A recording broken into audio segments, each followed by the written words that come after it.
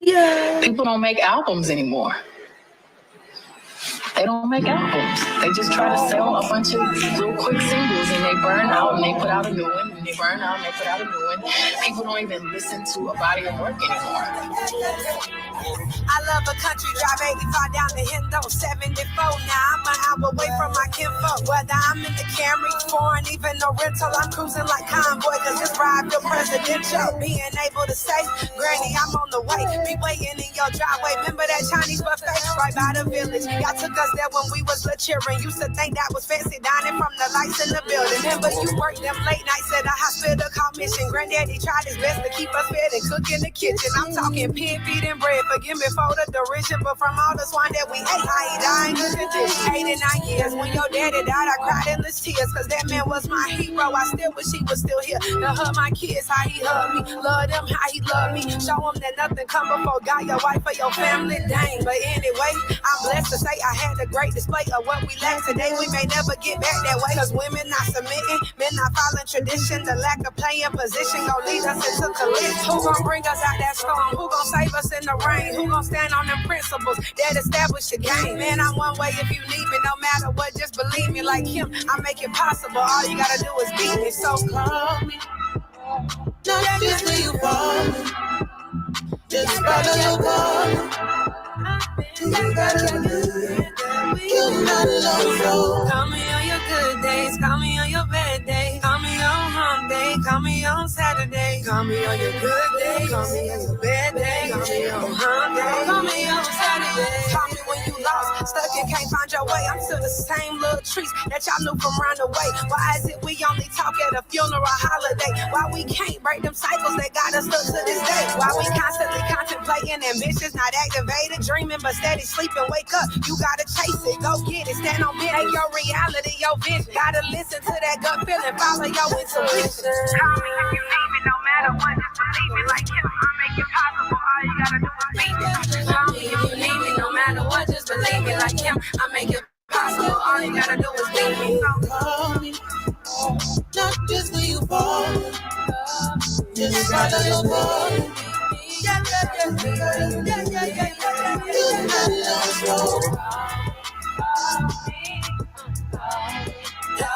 This the part we are exclusive. All hands together. Hey. To the left. Hey.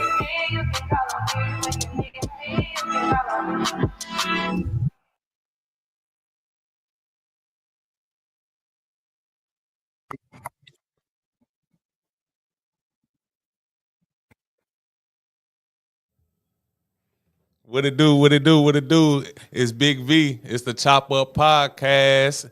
You tapped in right now. Shout out to Hoffa. Shout out to Third World Digital. Shout out to Sam Toucan. Shout out to Crazy Joe. They couldn't be here tonight on this Thursday night. But guess what? I'm in the building, man. I'm kicking it. Hey, with a fellow North Carolina native. Yeah. BoomBadaa in the building. What's going on with you? What's up? And nothing much. I'm coolin'. How you feeling? I'm good. Just got off work. Ready to talk about music. Hey, that's how I know. Look, that's how I know that you serious about this because you in here, you made it happen. You ain't make no excuses today. You ain't got gotta keep going. Hey, so we from. Let me make a introduction for real, cause we from the same city. We from Hendersonville, North Carolina. Not really a city, but y'all get the vibes. Yeah, the 828. The 828 in the mountains. Hey, you brought it up on the on your song at the beginning of it on Calling. I said, "Ooh, she brought up the mountains on the first bar." Clock it. You know, you gotta represent. Yeah. So we had started talking, and we wasn't even live yet. You warmed up real quick, and you was talking about like how you started back rapping. Yeah. Quit, but go back into that story, man, because I thought that was real interesting. So yeah, pretty much. My name BoomBadaa. I'm originally from Hendersonville, North Carolina. I moved to Charlotte when I was 6 years old, and I've been here since. Um, I went back and forth from Hendersonville to Charlotte. So yeah, if you hear me saying 828, I know about it. But nah, pretty much I started rapping in 2018. It had got kind of hectic. It was very fun, and I unlocked a different side of myself. And but it just got kind of hectic, a little expensive. Y'all know. But I started back rapping last year in February. I had got in the studio with my homegirl. What's her rap name? It's like Leah, but she calls herself OG Lee. She from Atlanta. Okay. Went to the studio with her at the end of 2023. I said, can I curse? And you can. Oh, okay. I was just like, fuck it, let me start back rapping. So yeah, and I've just been pretty much rapping ever since then. Posting videos on Instagram of me freestyling, putting out songs, putting out visuals. I remember at one point, before my uncle got locked back up, he had told me he spoke to somebody and they said I need to get more visuals out. And I had only had one song, and that was my song "Shut the Fuck Up" that I dropped in January of 2021. Yeah. And I was like, okay, yeah, you're right. Let me get some more visuals out. So when I started back rapping, I did Grand Entrance, did a video for that, 2200 in Concord, and it just went from there. So I've been actively back rapping since February of 2024. That's what's up. That's what's up. So yeah. So you remember the rap that you did when your friend put you on blast in Atlanta and said you remember that one? Yeah, and we still ain't put out the song. So what we talking about? But nah, me and her was just talking about this. Like, I hope she see this video. We was just talking about this because like she in Atlanta, so like it's different. Like it's faster. You around more artists, you around more producers. Like it's way different out there. So she like she trying to establish herself, and then she said this summer, because the songs that we made was really like summer bangers. None of them was really like it's something that we need a video to. We need just shaking that ass. Like it's some summer bangers. So she like, bro, we need to drop it this summer. We had did a video for one of the songs, and the actual song that I got back in the studio for, we did a video for it. But I ain't tripping though, because both of us needed to branch on our own and then come back together. But yeah, Atlanta's definitely where it's to be. That's what's up. Go to the comments, because the purple pack in the building. K. Adriana said that. And Kiana said purple hearts. She dropped the purple heart emoji. I can't see the comments. Oh, I see. India Blanco with the purple hearts. They dropping us. Yeah. They dropping them. That's my core. That's my core right there. That's my core. They're my girls. They dropping that on Facebook. I could just see the comments coming from wherever. If they I can see them now. I had to adjust it. Oh yeah. Purple Gang, turn me up, turn me up. Hey, Purple Gang in the building. Let's go. That's right. So like, talk about Purple Gang. Like, what's the deal with the color and purple and all of that, and what it means to you? Okay, so like when I was growing up, I was never a girl that really had like a favorite color. My mama's favorite color always was black. And I thought that like her making that her favorite color was very inspiring, because most time you see girls say pink or red or something girly. Yeah. So I never really had a favorite color. And then when I got older, I liked purple. And, me and my granny both love purple. So when I started back rapping, I said something to symbolize me and something that people can identify with me. So I was like, I'm gonna start doing purple stuff. At first, I wanted to wear purple hair every time I did something. But like I just said, that's expensive. So I was just like, whether I got purple hair, purple outfit, purple shoes, purple nails, something gotta be. Your sound went out. Hold on. Your sound went out. Yeah, your sound went out. You can hear me, but I can't hear you. Hold on. You gotta get. There you go. Well, I hear you, but it's going in and out. I can hear you now. Oh yeah, I hear you good now. There you go. Wait.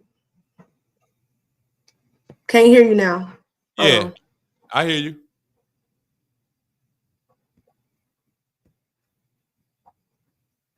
Oh, no. I hear Say you. something. I hear you good. I can't hear you. Now you can't hear me. No. All right, hold on. You hear me now? Say something else. You hear me? Yeah. All right, we good. I hear you. Okay. What's the last thing you heard me say? Just start over. So yeah, the purple just symbolizes me. It's my favorite color. And yeah, I just want the fans to be able to recognize me and associate me with something that I love. I do really like the color. I always go back to like the color purple. I feel like that movie just symbolized so much like love and pain at the same time. And I'm a Gemini, so that's kind of like my personality. So yeah. Yeah. Mm-hmm. You're a little bit crazy. No. Well, according to the Quantum Time song and the lyrics in that song, I think you are. Listen. That's the one thing I'd be like, people gonna dissect these words. But no. It's real. It's real. But I'm definitely not crazy. But it's real. Yeah. Indeed. Oh my. India started laughing. Oh. But no, I really do love that song. Like, I love that song. I love that song too. But I love that song because you don't ever hear that perspective coming from female rappers these days where you just basically was like, I was treating you like a piece of meat. Kind of like how dudes do.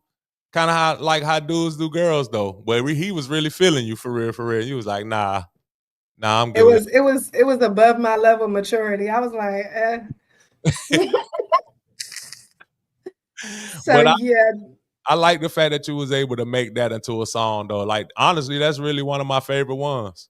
Mm-hmm. Yeah, a lot of people like that and Side Notebook. I think Side Notebook got them two songs got the most plays on my YouTube. Yeah. And yeah, people love those songs. People like to hear melodic stuff. They don't always want to hear that, rapping.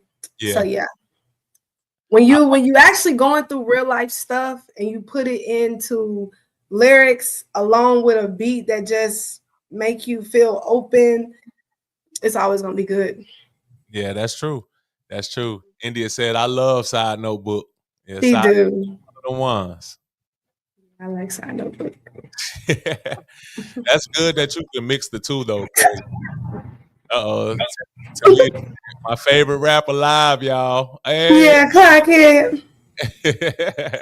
They tapped into you. I like that. Y'all make sure y'all share the live and tag more people, man, so y'all can tap into BoomBadaa. Yeah. So they can tap in. Who were some of your influences as far as music, period? Like it don't even have to be rap. Who was somebody you listened to when you was growing up? So my mom introduced me to real music, honestly. Like my mom and my grandmother, honestly, I'm gonna keep it a band. So like when I was real little, my granny played like R. Kelly down. So like that's where I got like the real R&B aspect. And then I'll be my mom and she played Destiny's Child and we listen to Keisha Cole, Monica, etc. But as far as like hip hop, definitely like challenging myself lyrically, Jadakiss all day. Ooh. Yeah, we pretty much scratched up every Jadakiss album. I love Nicki Minaj and Drake. So yeah. I love Lil Wayne, even though I know a lot of Lil Wayne, but to me, Lil Wayne has such a big catalog. If you talk about his whole catalog, I don't know a lot of Lil Wayne, but I know pretty much 90% of Nicki Minaj and Drake.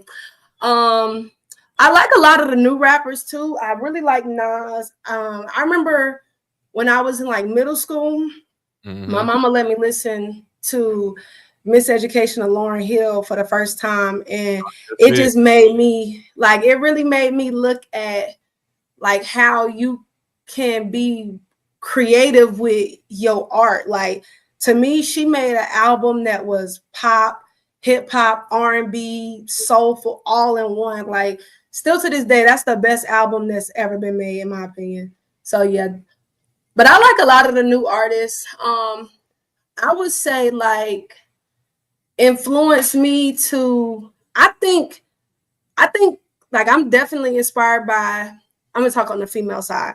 Definitely inspired by like Nicki Minaj, but I will say I feel like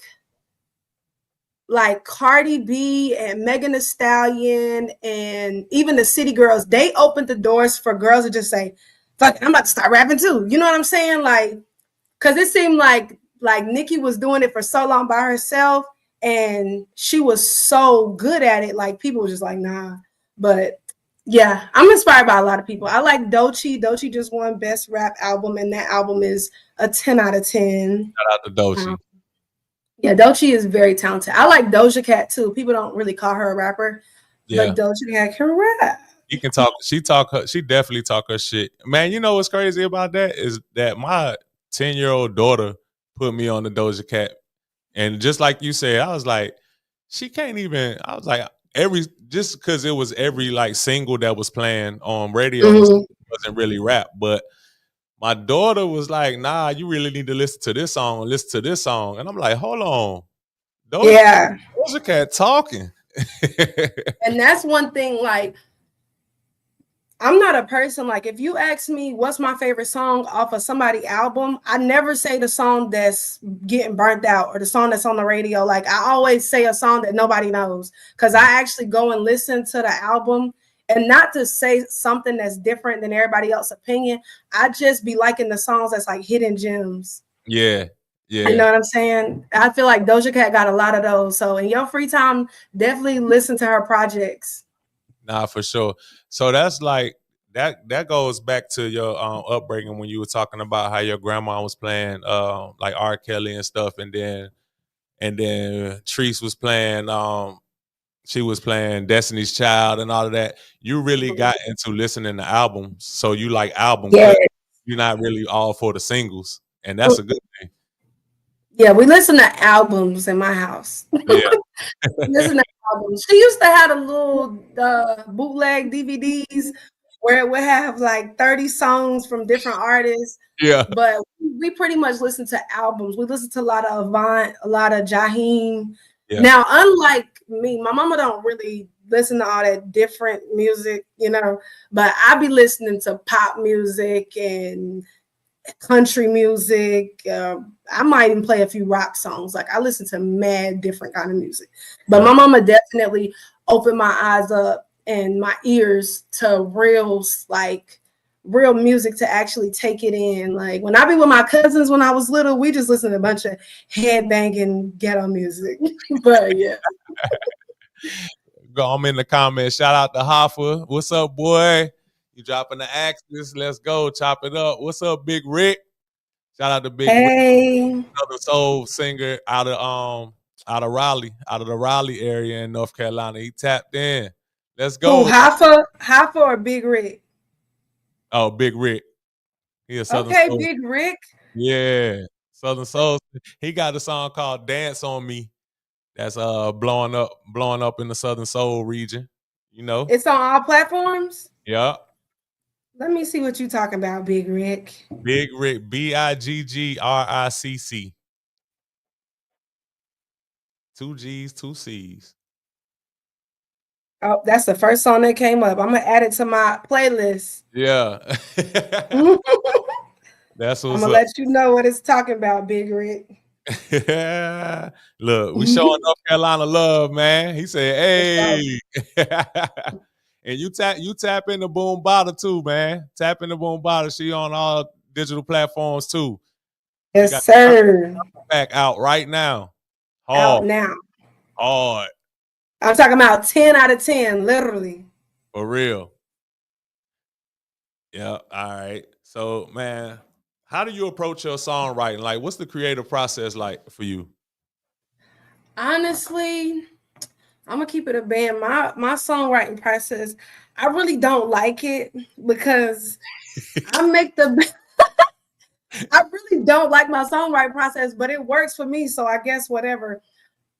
A lot of times I write music, my best music too. I write my best music in the most awkward, inconvenient moments. Like I work part-time at FedEx. Mm-hmm. I could be at FedEx moving packages and I'll just start writing raps in my head and I'll be recording the audio on my Apple Watch. Dead serious. I would be doing that, or I'll be like driving a drill. I'm in the army and I gotta drive like 2 hours away.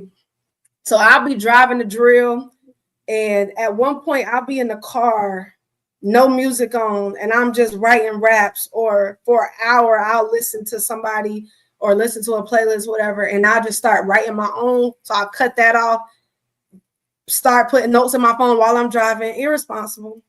But I'm trying to think of one song that's like my best song that I had the beat before. Calling, I wrote without a beat, and I just Calling without a beat. I wrote Calling without a beat. I wrote Calling, and then one of my producers, one of my OGs that I met at Quantum, he was one of my managers. He is so dope. I hope he joined us live because yeah.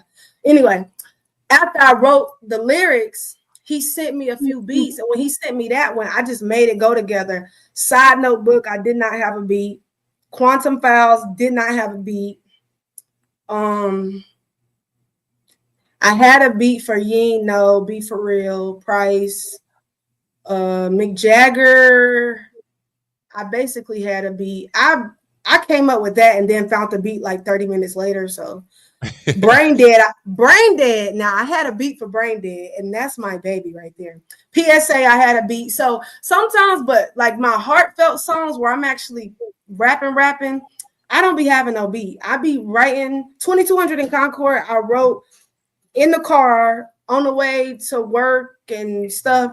And then I had one of my producers from Atlanta send me a beat, and I went from there. I don't really be having a beat before. That's crazy. So sometimes does your writing process or does your creative process frustrate you?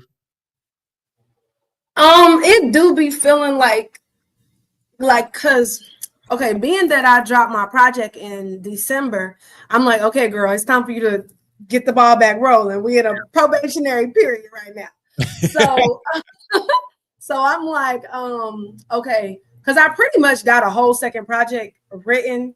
I just ain't recorded it yet. But it is annoying when I'm listening to something fire and I done came up with like 8 or 16, and I gotta think of like a hook or 16 more.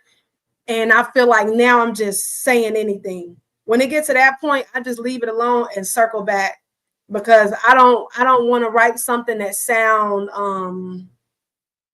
yeah, no. Yeah.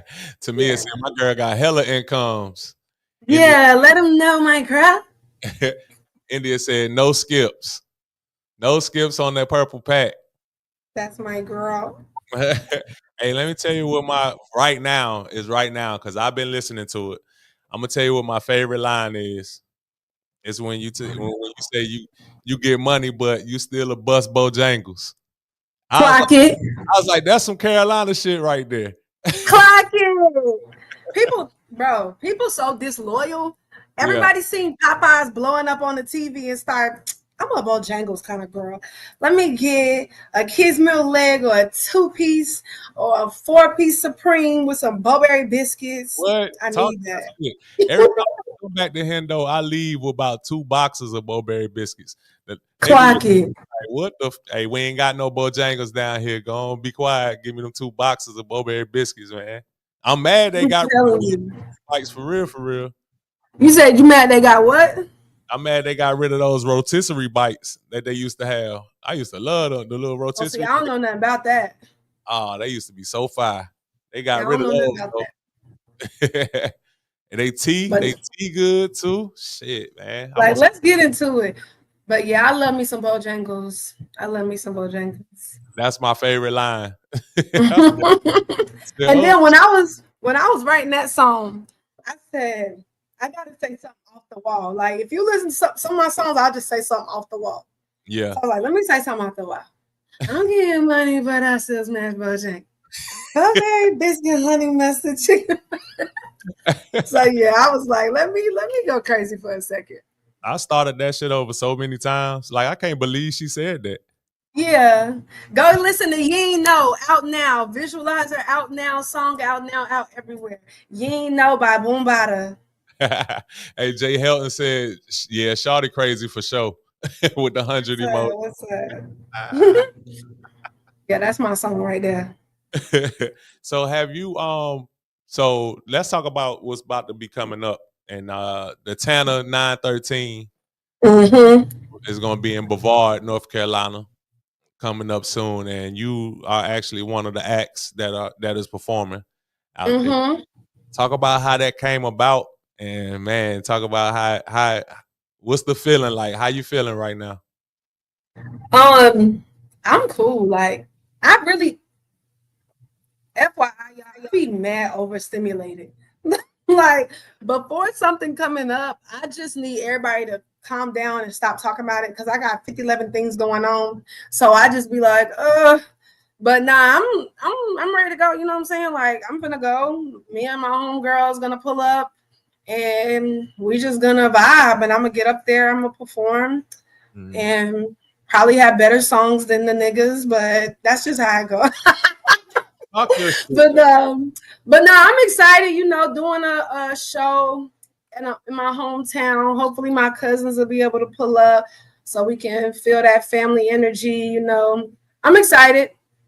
I just want to have fun. I just want to get up there and I want people to like the songs and people to like me and tap in, you know, get these streams going, get these followers flowing. But yeah, I'm just ready to have fun. I don't really know Tana or Kuka. I hope I'm saying his name right. I don't know neither one of them. So I'm going to be open to, you know, getting to know them and network and what the case may be. But yeah.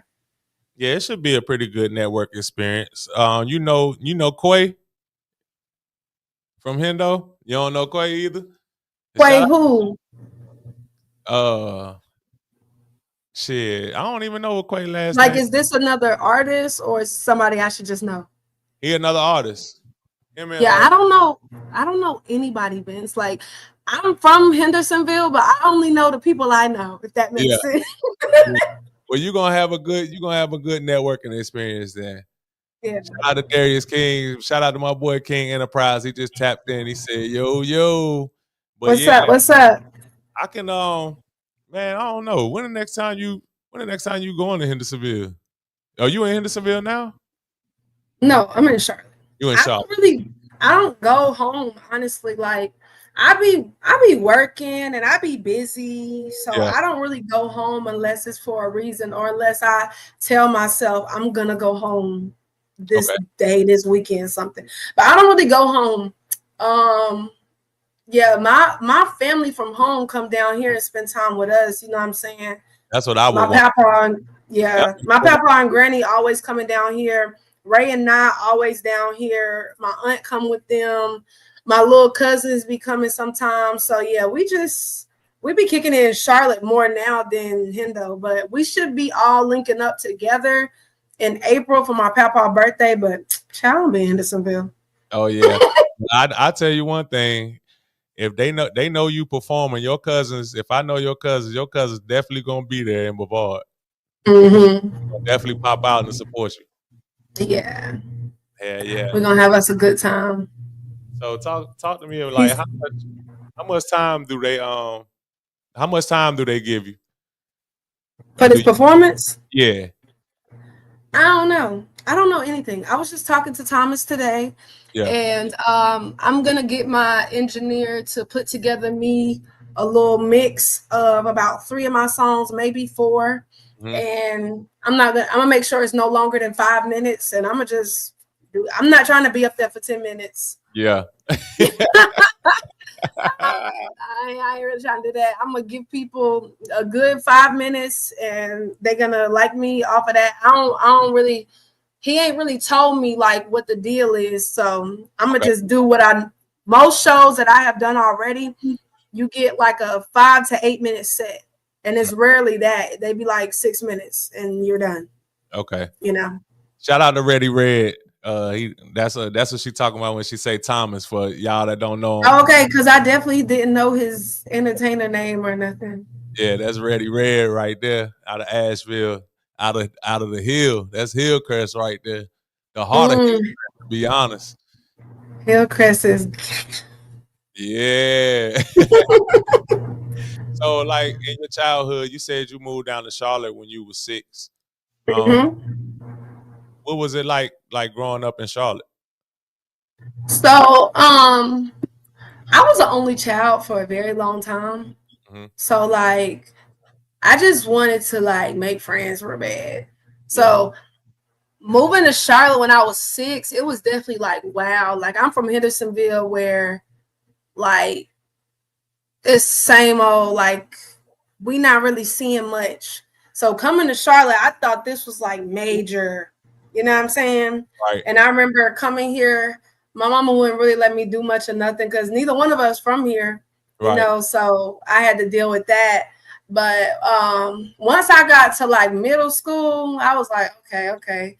When I got to like the end of elementary school, you know, but I was really just learning about Charlotte. We used to go to the skating ring and the malls and stuff. But when I got older, me and my friends started going to the malls when the kids our age at the mall. Going to Concord Mills Mall on Fridays and Saturdays used to be major for me and my little homegirls.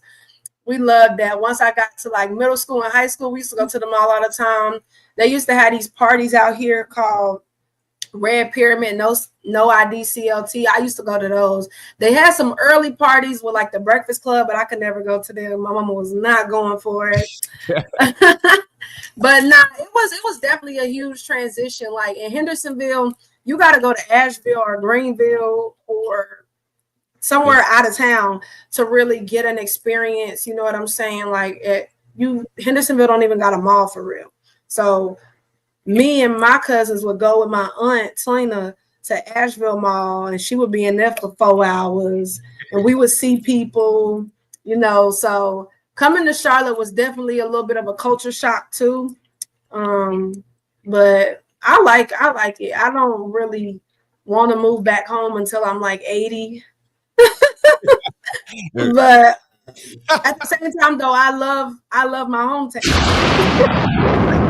It's a retirement. It is a retirement city, though. It is. Yeah.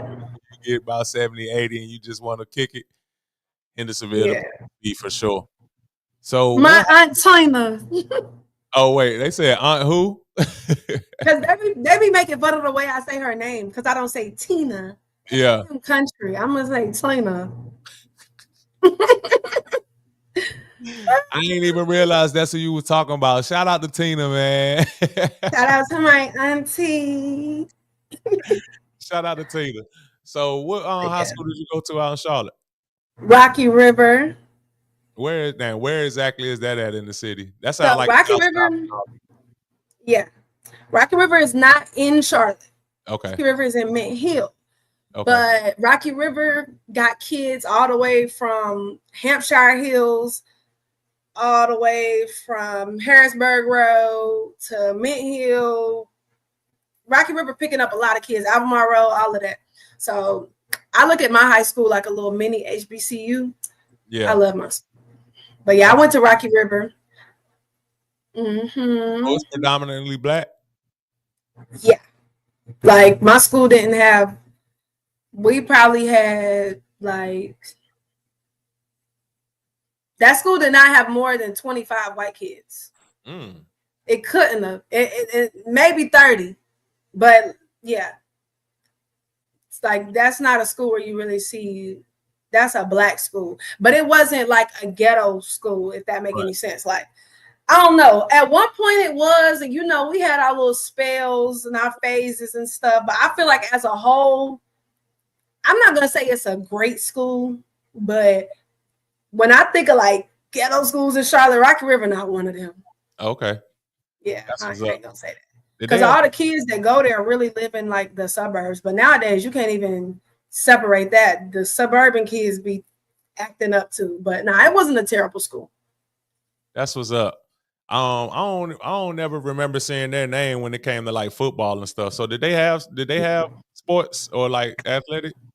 Yeah, we had every sport, but we was never like, One of I them. think we used to win all conference and like states and like track and field. Oh, y'all was And we used to go to the playoffs for football and basketball, but we never won. Jair Alexander that played for the Packers. I think he like the highest paid. Yeah. Yeah. He went to my school. He like 2 grades above me. Jaden Springer, I think he played for the G League. He went to my school. Who else? I don't want to be doing nobody dirty. I can't think of nobody right now. But yeah, we wasn't no school that you finna hear about. Yeah. So did you play sports? No, I was a cheerleader. Okay. Yeah, I was captain, but yeah, I don't do no sports. I be telling my mama she should have taught me how to play basketball. She should have, but whatever. That's her and my brother thing. Now, why you ain't learn yourself? I know they got 1 million basketball courts down there. Yeah, I wasn't that coordinated, but if she would have taught me, I'd be telling her if she just would have taught me, like if she would have took the time, like day in and day out for maybe like a year, I would have been good. But no, she didn't teach me. Yeah. So back to the music. Yeah, back to the music. Look, in one word, how would you describe your style? In one word. I don't know, Vince. I don't know.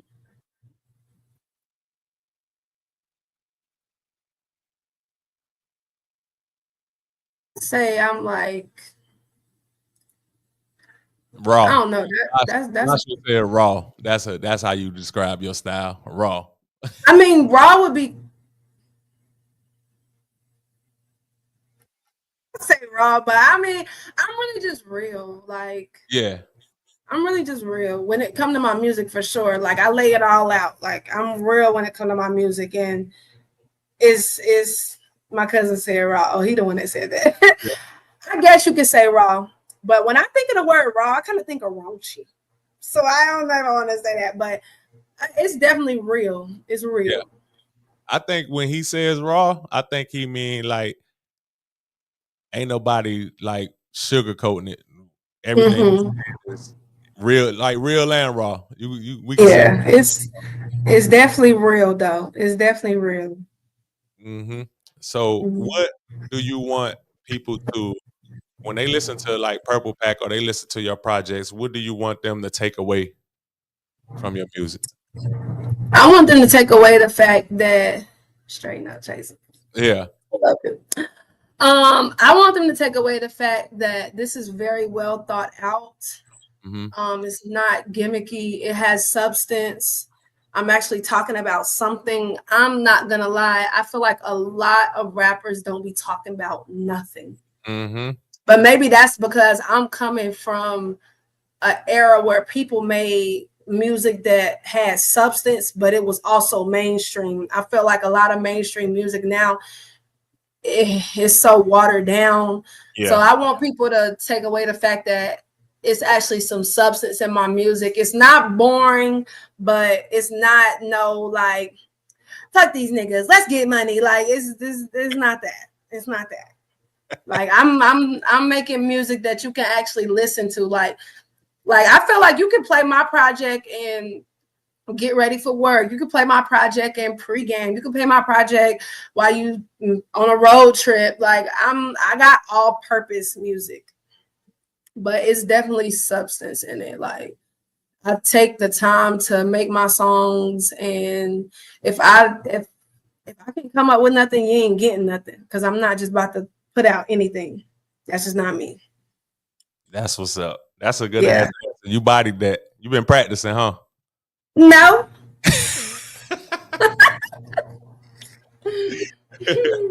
What are your long-term goals as a rapper?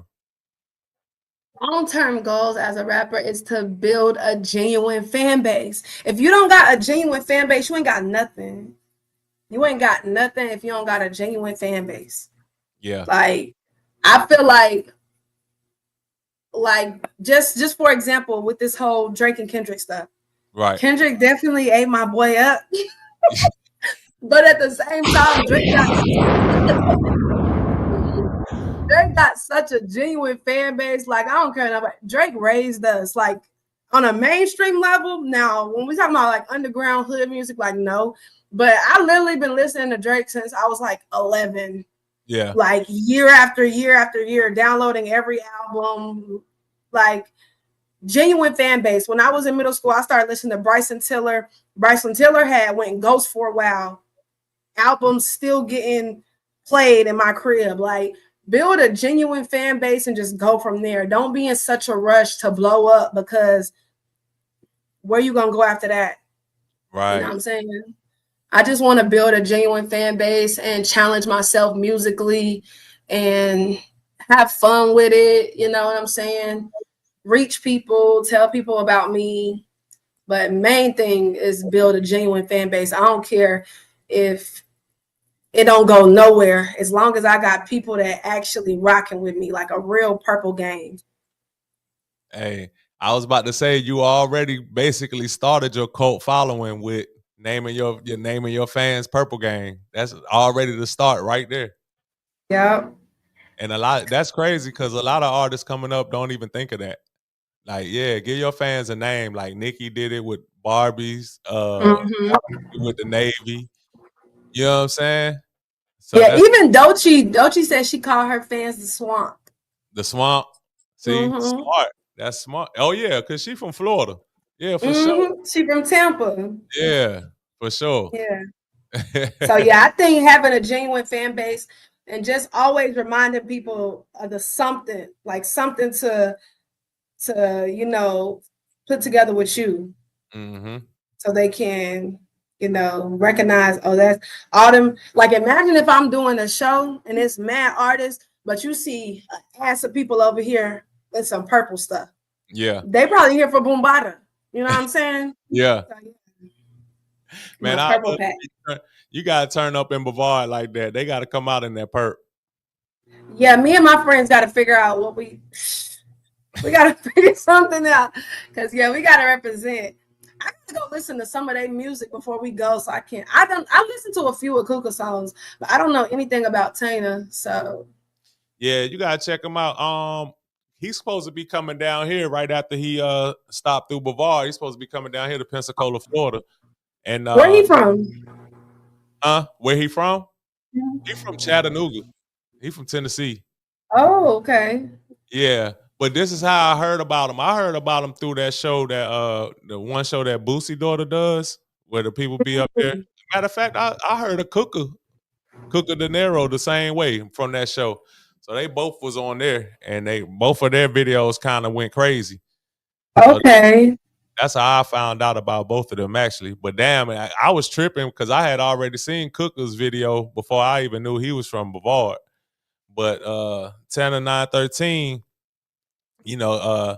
his song went even crazier after that show. Like, it's playing everywhere, and they even playing it down here. So they definitely. I gotta tap in because I don't know his song.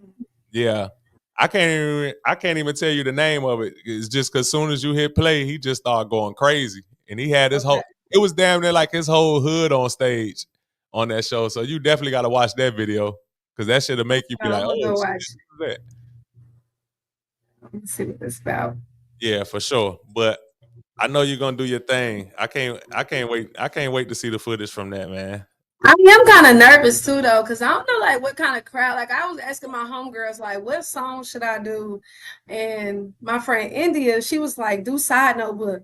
And I Yeah, was like, what if it's not that kind of crowd? And then it seemed like, even though I don't know nothing about the boy Tana, just from like he don't seem like somebody he make lit music. yeah, And I would think that Cook could do the same thing. So it's like you definitely like I want to come in there and make my mark, but at the same time, I'm not trying to really do no slow song. yeah. Yeah. Well, I would side with India. You listen to the project. What songs you choose, Vince? Well, I would side with India on you gotta still do that song. You gotta do Side Notebook. I don't know if you can do it at the beginning or at the end. She said Mick Jagger too. She liked that one. But I think you should definitely do PSA. PSA Yeah, you gotta do that one. type. Okay. I'm gonna come up with a little mix that give me a little some of everything. Yeah, but I would do the different ones, like she said, Side Notebook or mid. Oh, you ain't know too. You ain't know that K said that. You ain't know. You know PSA, and then I would do Side Notebook. Did you hear my legendary verse? Yeah, That's my little. I did my big one on that. yeah. I think you should keep it different because, like you said, if everybody making lit music, ain't nobody going. Everybody don't want to hear that from everybody. They want to.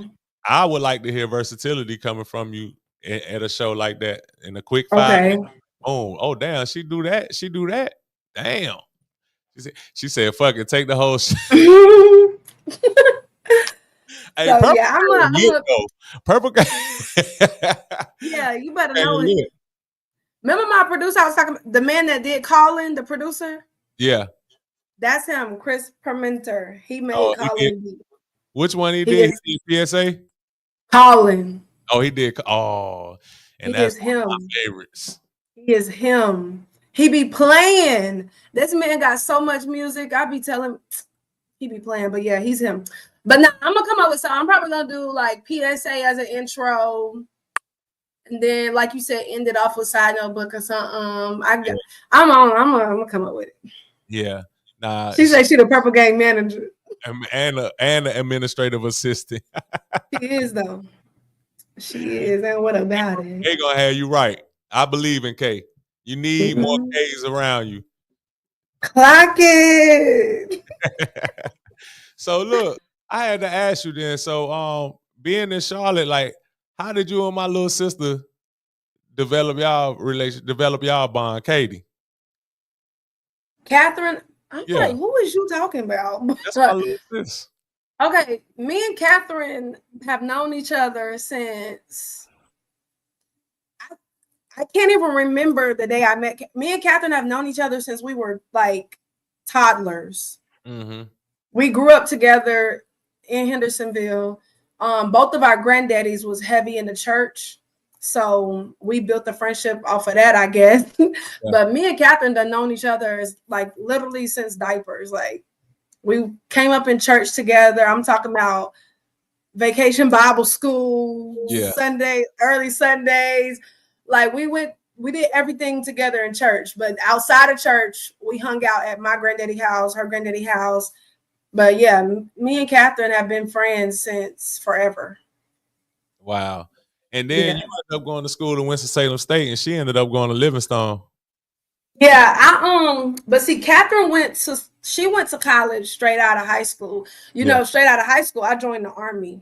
Oh, okay. So I went to Winston in 2018, and I only stayed for a year. I was like, I don't know. I'm gonna keep it a band. I personally feel like the like underfunded HBCUs, it was hard for me. Like I'm not coming from a household that's like my mama didn't have like a super fancy house, but I had a nice house. Right. So when you telling me I got to stay in this dorm that's not nice at all, like I didn't get put in one of the nice dorms. I got put in I stayed in Atkins. If you've been to Winston-Salem State, you know Atkins. I got put in that dorm. and we had mold. I shared a room with 2 girls. One of my best friends, Tamia, she was just on the live. She had an apartment at Deacon Station. If you've been to Winston, you know about that. So I would try to be at her house as much as possible, but I can't be over there every single day. Right. So it was late to the point I had set up my schedule to where I don't got no classes on Friday. So Thursday after my last class, I was hitting the road back to Charlotte. And it was on like a 45-minute drive. Sometimes if I'm really pushing it, I can get there in 30 minutes. So it's just like that experience. I probably would have stayed if the living situations was better. But I was just like, yeah, I got to get up out of here. So I left school. The year after I left school, I got a job at this place called Quantum 3 Media. I started doing insurance, and school was pretty much dead from there because I was making money doing insurance. Right. So, yeah. Wow. So let's talk about your journey in the Army. Like, what was one of the deciding factors that made you say, you know what, I'm going to go ahead and sign up and go into the Army? So it was really just me, like, you know, we from Hendersonville where everybody do the same thing. And when I was younger, like I never wanted to be a CNA. I never wanted to be a nurse. And, you know, that's pretty much what everybody, that's pretty much what everybody from down there do. Or everybody go with a dope dealer that go to jail, that don't be, that wasn't me. Right. So I'm like, I was in middle school in the 6th grade. I went to Randolph Middle School in the 6th grade. 6th and 7th grade. And I remember when we had career day, my 6th grade year, they had the ROTC girls from West Charlotte High School come and talk to us. And when I got home from school that day, I told my mama, I'm going to join the Army. I was 11 years old. Wow. 11 years old. And my mama was like, okay. And you know what I'm saying? Like, she just like, okay, shoot. I can't wait till she see this. I cannot wait till she see this. Probably watching it. But yeah, I had told my mom I'm gonna join the Army, and she was just like, okay. But then I never changed my mind. Like whenever we would talk about anything regarding my future, I was like, I'm joining the Army. Like it got to the point where I didn't take a SAT until it was last minute because I was just like, what am I doing this for? And I'm joining the Army. Wow. Like I did not care about going to school. I was just like, I'm joining the military. Nobody in my family, except for my grandpa Thurman, my papa's dad, my great-grandfather, he was in the military, and he also inspired me, even though like I don't know him that well. He is very put up. He lives in Baltimore, but like when my papa talk about his dad, it's positive things. Like he's very well spoken. He knows like so many different languages. He owns property. He did like 20 something years in the Army, you know, like, so the military was my go-to. Like I wasn't thinking about nothing else. And I never changed my mind. How many years you been in there now? 8. Wow. Yeah, so I'm gonna ride this thing out till the music blow up. So have you like been on a tour? Like where's the furthest you've been while you're in the military? Where you been at? I ain't been nowhere. For real? I ain't been nowhere, no. And that's not by my choice. I've been to Indiana, I've been to Virginia, South Carolina, Georgia. I ain't been nowhere that I couldn't have went on my own. A few deployments came through my battalion, but I didn't get to go because I'm a cook, and they be doing the cooks dirty in the reserves. If you know, you know. So yeah, I didn't get to go on like 2 deployments. They did one to Kuwait, and they did one to Poland, and they about to do another one. But yeah, anyway. So at this point, I'm just making the best of it. I just signed another contract for 3 years. During this contract, my goal is to pretty much retake the ASVAB because I took the ASVAB when I was 16. So yeah, and I did not study. I just winged it. And because I swore in when I was 17, I was able to use that score, and I got like a 40 because I was just like, let me just see what happened. So then when I found out that my score was good, I was like, oh, I'm good. And when I first was joining the Army, I was supposed to do logistics. I wasn't supposed to do culinary. Yeah. But that's another story. So yeah. So right now I'm just focused on retaking the ASVAB, getting a better job to elevate my career and move around. That's what's up. Shout out to Wanda. I just had to laugh. Hey Wanda. What's up, sis? You tapped in. Nah, that's dope though. Like you definitely took a different path. I see what you're saying. You you hit it on the head. You talking about I don't want to be a CNA that's going with a dope dealer. Literally, like, let's get into it's not talked enough in the Black community, not just CNAs in particular, but like I be telling my homegirls, like, and my cousins, like, and myself, I'm done with that. But like dating certain people, like it's gonna go one way or the other. If you grew up in a family where your mom was going with your dad and they had you and your dad was a drug dealer, you barely know your father because he was in prison your whole life. It's just like I don't care about that. I don't care how much money you got. I don't care about none of that because at the end of the day, you're either gonna die or gonna go to jail, and I don't want to be a part of that at all. My daddy was gone pretty much my whole life, so yeah. Yeah, that makes sense. That makes sense that you wouldn't want to do that when you seen it happen firsthand with your dad. But I ain't gonna lie, it's hard though because I'll be low key keeping it a secret that I'm a rapper. Yeah. Even though like I'm not really like dating, but like, cause it's like you want to attract this type of person, but it's like, girl, you a rapper, and I'm like, no. You rap. Yeah. Oh, Billy tapped in. Yeah, Billy was Crazy. And Kay is definitely the manager. When she pop out with me, I can't get her ass to sit down. I can't get her ass to sit down talking to all the DJs trying to get spins. Okay. Yeah. Okay. You need a K. Shout out to Kay. That's my girl. That's my twin. That's my Gemini twin. That's my best. That's what's up. That's what's up. So have you performed, had live performances anywhere? With like headline? No. Not headline, but just did shows. You did shows already? Yeah, I done did some shows. I did like 3-4 shows in Charlotte. I did a show in Atlanta. I done did some shows. Like now I'm comfortable performing. Like I'm not. At first I was scared. I ain't gonna lie. I do like to have shades on. If I don't got no shades on, it's just like, oh, now like y'all can see me looking at. Right. So I do want to have some shades on, but I love performing. Like it's just so much fun. Like I love it. Yeah. What's your most like memorable performance? I'm not gonna lie. So I will say my first performance because that pretty much broke the ice for me.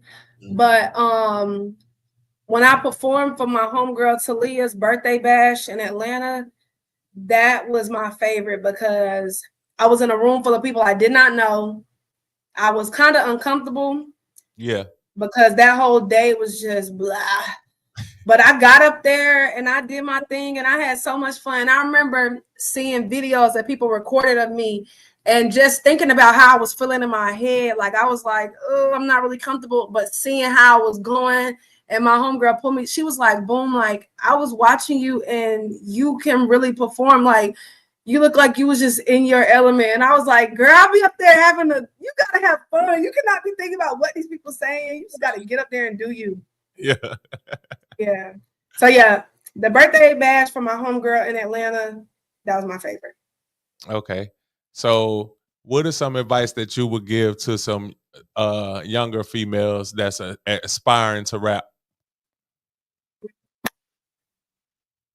Stay true to yourself. Don't fall into the gimmicks because when you think of your favorite rappers, more than likely they were not people that did what everybody else did. They were people that established their own lane and stay consistent in that lane. So stay true to yourself. Stay true to yourself. Stay true to yourself. And go at your own pace. Don't look at somebody else and say, I need to be here. So because then you're going to start doing things that go against you. Right. So go at your own pace. Love your music. Love yourself. stay close to God in the process, because it's very hard to, you know, stay true to, I mean, I'm a Christian, you know Right. what I'm saying? Keep God close throughout the process, stay true to you, and make authentic music.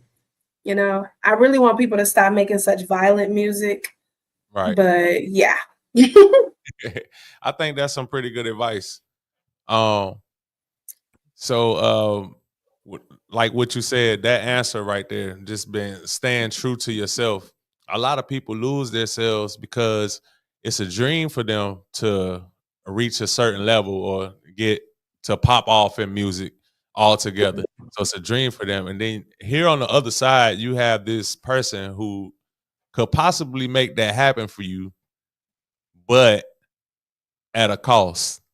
You know, at a cost that might be against everything that you stand for, everything that you believe in. So a lot of people make a deal with the devil, basically. I mean, now you see this stuff coming to light after years and years of success with like Bad Boy Records or something like that, Yeah. or a label like that. It's like, how do you avoid those pitfalls when it's something that you want so bad? How do you avoid it? Like how when it's right here.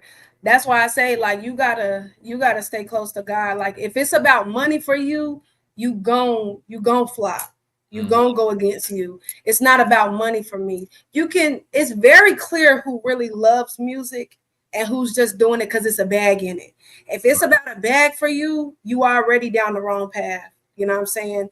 It's definitely been situations where a producer done tried to mess with me, or a man done tried to put his money towards my music but with different intentions, and I cleared the business out the gate. Like, this ain't that, you know what I'm saying?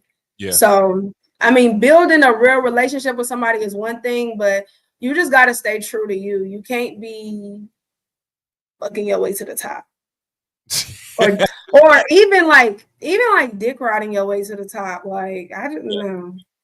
No, like, it's so many rappers in Charlotte, and I just don't know them because I don't be in everybody's face trying to. Nah. Right. And Yeah. then like we was talking about this in another interview where it's like so many people call themselves rappers, but they don't really put that much. They don't put that much effort into the music. So it's really like you are a criminal or drug dealer that raps. Like that's what Mhm. that raps sometimes. So I be hating when I see articles and they be like, rapper such and such went to jail, rapper such and such was killed, or this and that. And you're like, who? Like I ain't never Yeah. no music or anything, but they got like one video that they put out and now they're labeled as a rapper. No, man. You was the killer that raps. Like Yeah. so Yeah.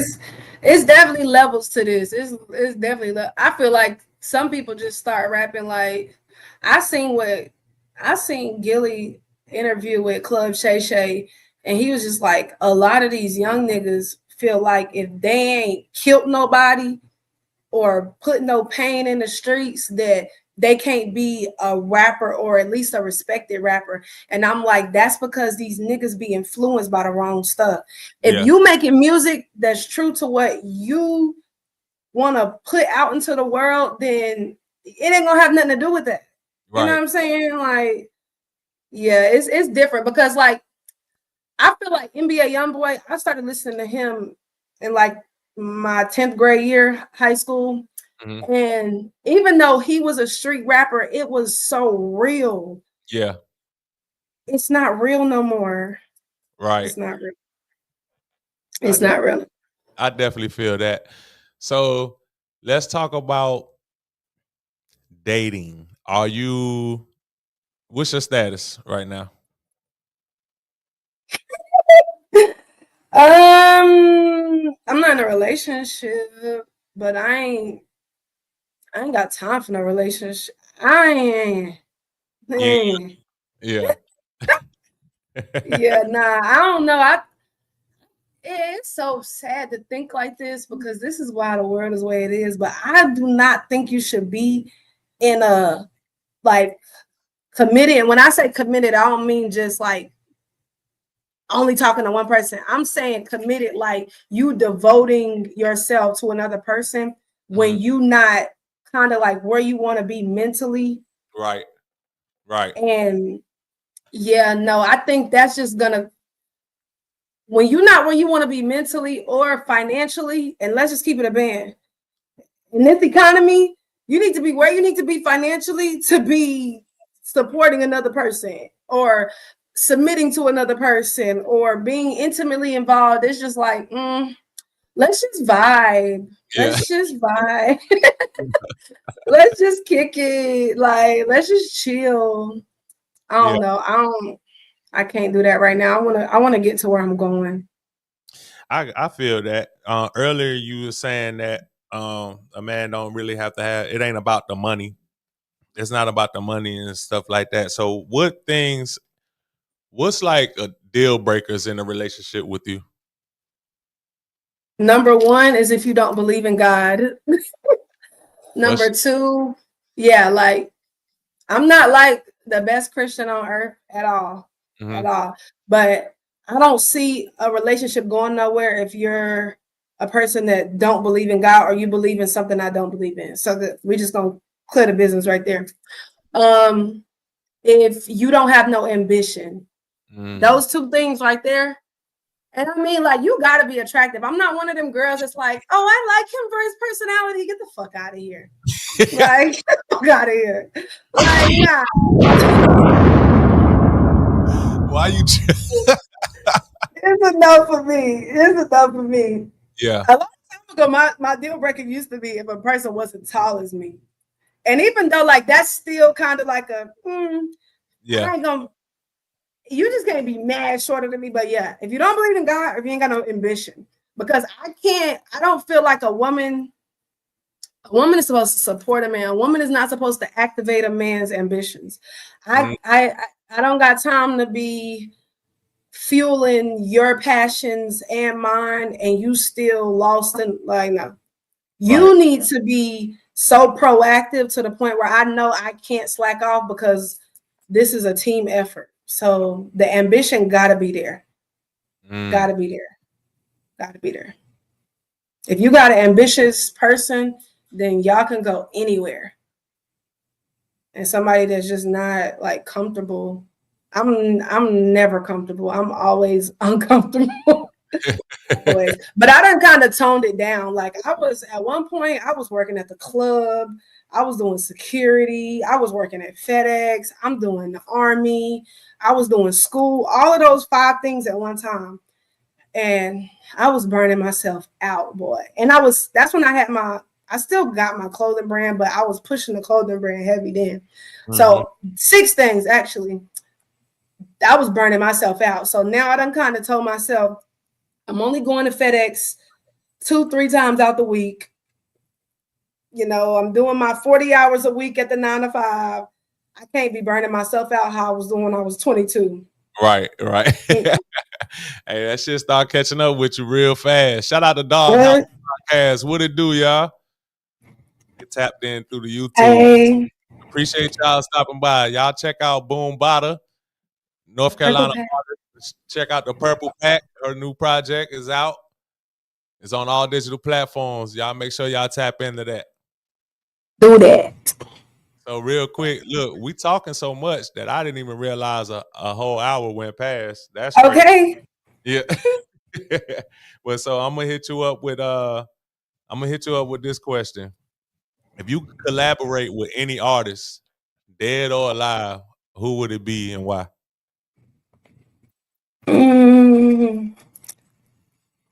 Dead or alive? I gotta give me one with Drake. I'm sorry. Okay. I gotta give me one with Drake. I gotta give me one with Drake. Drake, I like Rod Wave. I like Lil Baby. I like Nicki Minaj, but I feel like Nicki like girl now. Nicki is not for the bullshit, but you know, I feel like a lot of people that's like deep with music want to collab with Lauryn Hill, but she another one that's like, girl, bye. Yeah.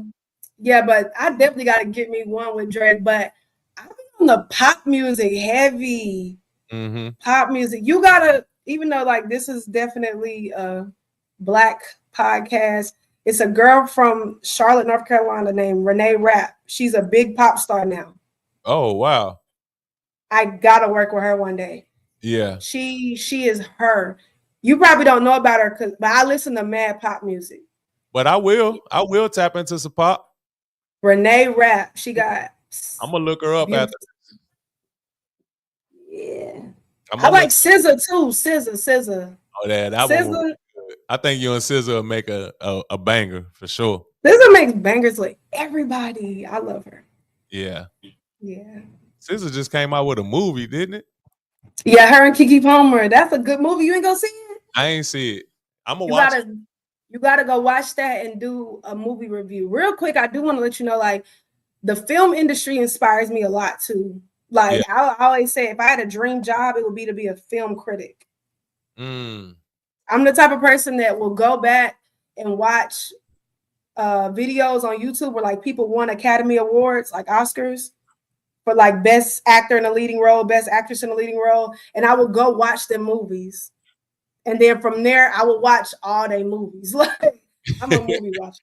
I want to start doing movie reviews. I just gotta do it. But yeah, you should. You know what? You should do a movie review on The Color Purple. The new one? The reason why? The original, the one with Whoopi Goldberg and Oprah in there. Oh yeah. But you should do a movie review and then like find something.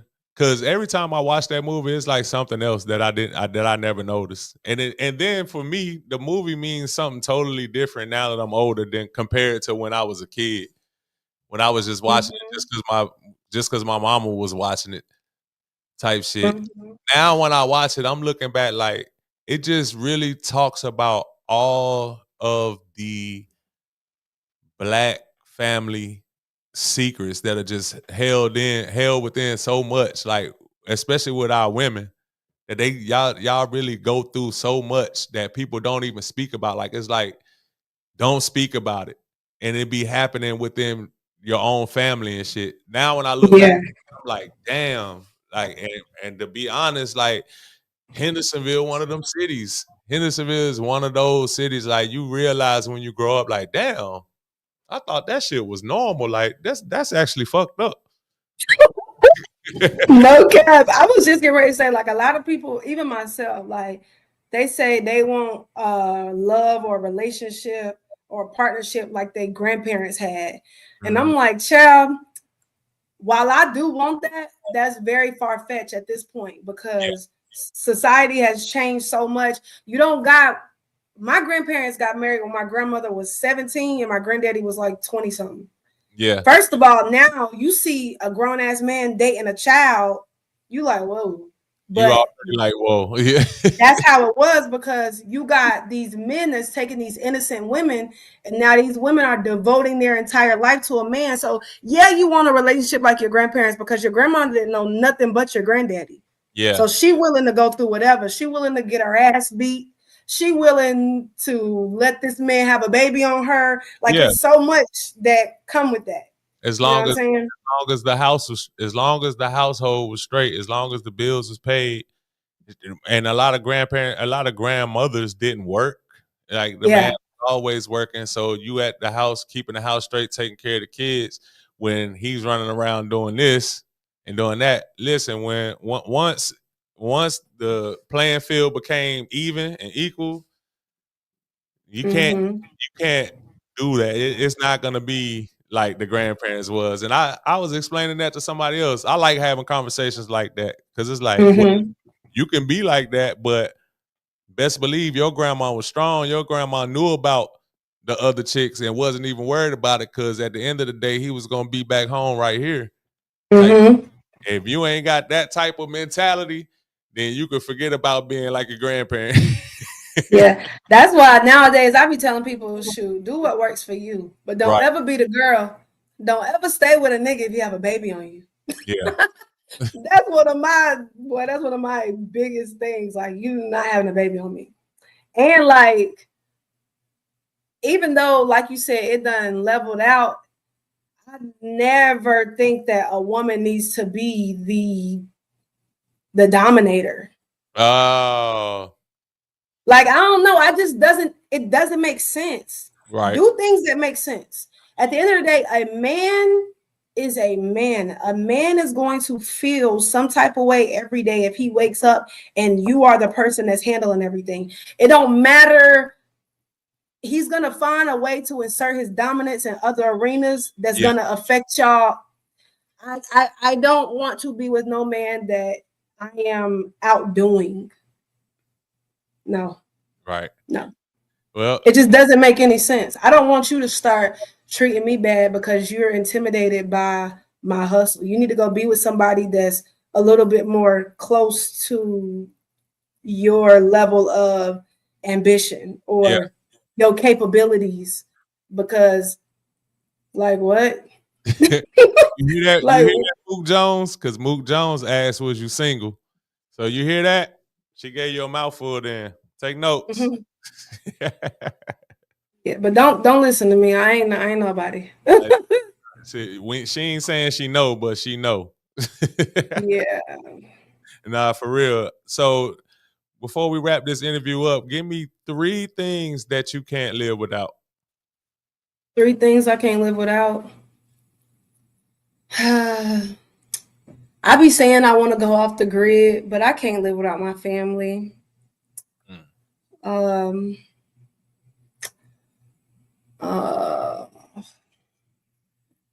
I can't live without music. Family, music, and some food. Okay, I was supposed to say that. But nah, family, music,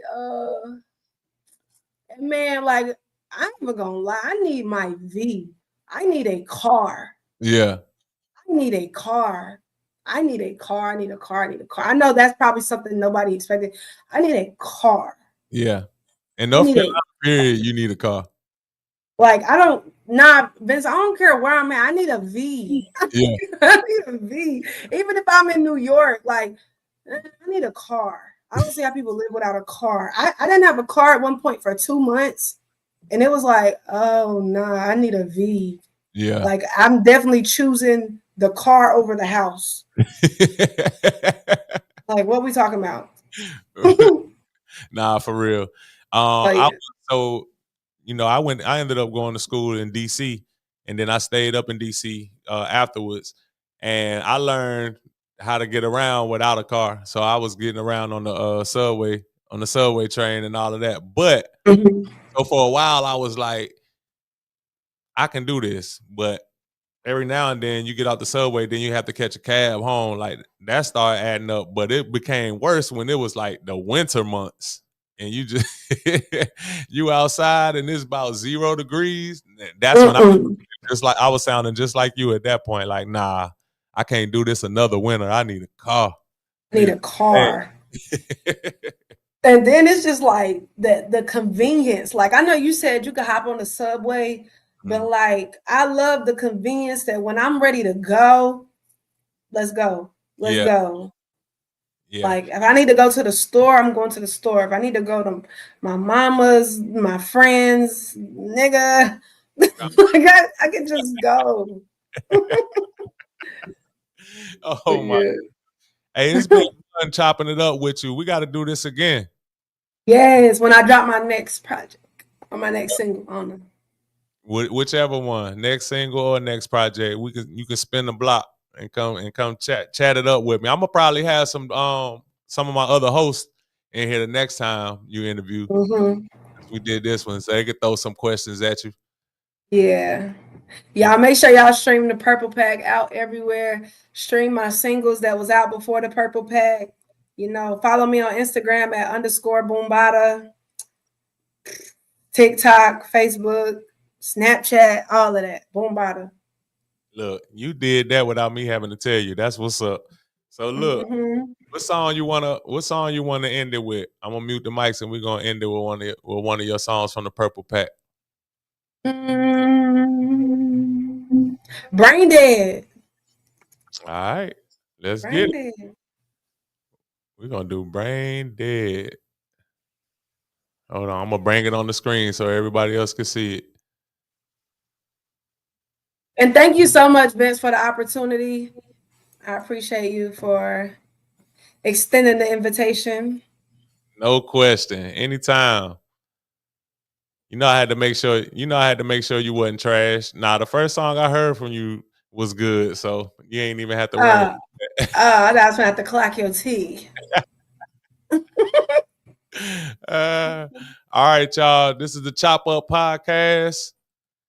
Big V signing off. I had BoomBadaa in here. We're gonna tap into Brain Dead. That's the one where y'all was laughing at the dude in the grocery store. I mean, corner store. Yeah, you finna play it from YouTube? Yeah. Oh, okay, yeah. Yeah, I'm finna play. Yep, everybody gonna get to watch this with us. I'm about to share the screen. Hold on. Show this. We're gonna sign off with playing Brain Dead, the official video. Who shot the video, by the way?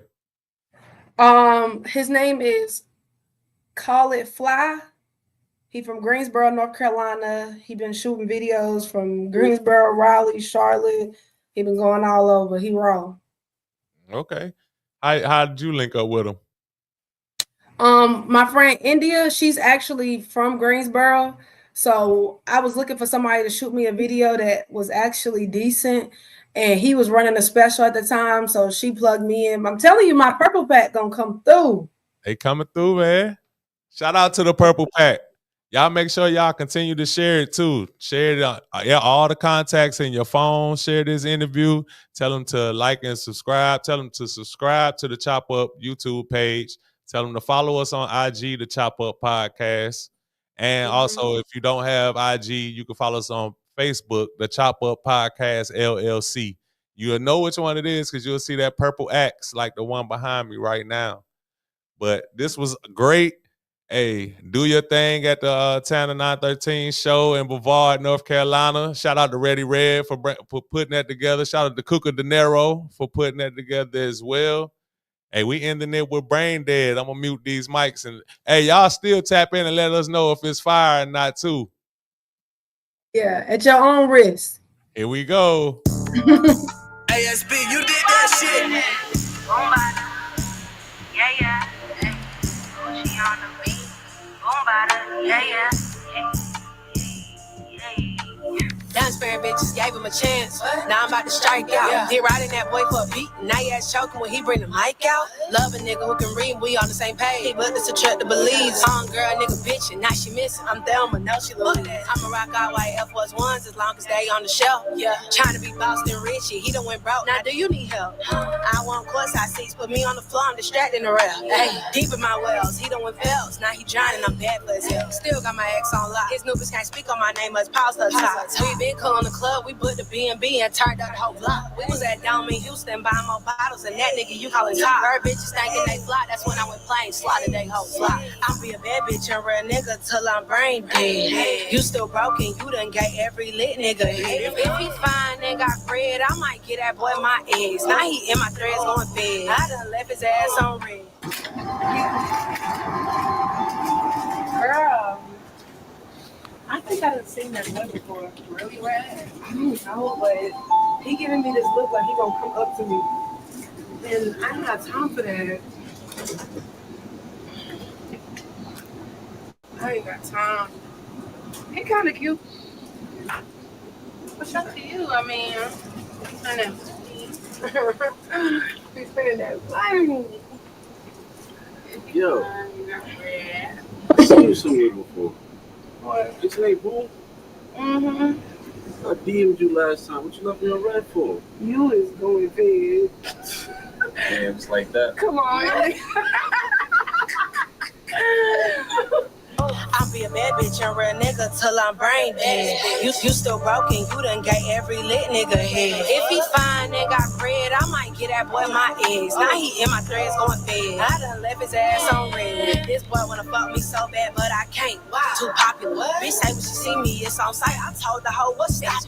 Stevie Wonder to these bitches. I couldn't see him if I had binoculars. Ain't got time for your TikTok. She'll get blocked. I'm not watching you. I don't compete with no bitch cause I'm in my own lane. It's funny how all these new rap bitches rap they the same. Bitch, you easy. Could fight temptation if you was Little Usain. You would know if you was a target. My whole circle got good aim. I'll be a bad bitch and real nigga till I'm brain dead. You still broken. You done gave every nigga. If he fine and got bread, I might get that boy my eggs. Now he in my threads going bed. I done left his ass on red. I'll be a bad bitch and real nigga till I'm brain dead. You still broken. You done gave every lit nigga head. If he fine and got bread, I might get that boy my eggs. Now he in my threads going bed. I done left his ass on red. I done left his ass on red. I done left his ass on red.